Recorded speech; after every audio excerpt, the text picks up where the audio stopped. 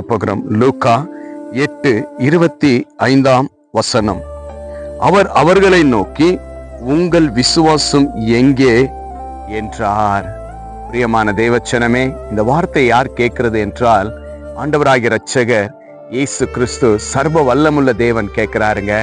யாரை பார்த்து கேட்கிறார் என்றால், இயேசுவோடு கூட இருந்த சீஷர்களை பார்த்து ஆண்டவர் கேட்கிறார். ஏன் என்றால், அந்த காற்று கடல் வரும் பொழுது, அலை அடைக்கும் பொழுது, அந்த படகுல போகும் பொழுது அவங்க பயந்து, ஐயோ நாங்க மரித்து போயிடுவோமா என்று சொல்லி விசுவாசத்தை விட்டுட்டு விசுவாசத்திற்கு இடம் கொடுக்கும் பொழுது ஆண்டவர் முதல் பார்த்து கேட்கிறாரு, விசுவாசிகளே எங்க உங்க விசுவாசம் என்று ஆண்டவர் கேட்கிற தேவனாய் காணப்படுகிறார். ஏன் அவர் கேட்கிறார் என்றால், விசுவாசிக்கிறவன் பதறான் என்று வேதம் சொல்லப்பட்டிருக்கிறது என்று ஆண்டவர் இன்றைக்கு உங்களை பார்த்து சொல்லக்கூடிய ஒரு வார்த்தையாயிருக்கிறார். இந்த சீஷர்களை போல தேவன் மேல விசுவாசம் இல்லாம நம்முடைய வாழ்க்கை பயணிக்க கூடாதுங்க.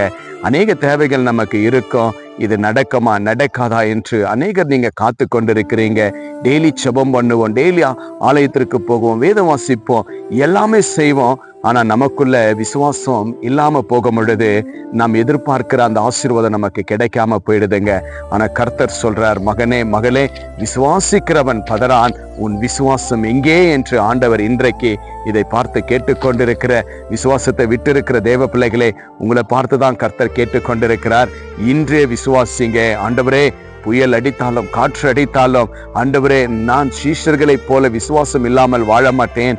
நிச்சயமாகவே எனக்காக கல்வாரி சிலுவையில ரத்தத்தை சிந்து ஜெயத்தை கொடுத்த இயேசுவை நான் விசுவாசிக்கிறேன். என் சூழ்நிலை மாறும், என் பிரச்சனைகள் மாறும், என் கடன் பிரச்சனை மாறும், என் வியாதியிலிருந்து எனக்கு விடுதலை கிடைக்கும், எனக்கு ஒரு நல்ல வேலையை கொடுப்பீங்க, என் கர்ப்பத்தின் கனியை ஆசீர்வதிப்பீங்க, என்னுடைய எல்லா தேவைகளையும் நீங்க சந்திப்ப, என் அழைகள் எல்லாம் என்னை நீக்கி விலகி போக உங்களுடைய கிருபை எனக்கு கொடுப்பீங்க என்று நான் விசுவாசிக்கிறேன் என்று சொல்லி இன்றே முழு உள்ளத்தோடு ஆண்டவருடைய சமூகத்துல நீங்க விசுவாசிங்க.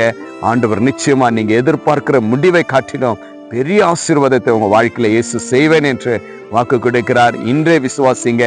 நிச்சயமாகவே கர்த்தர் உங்க வாழ்க்கையில பெரிய காரியத்தை செய்வார்.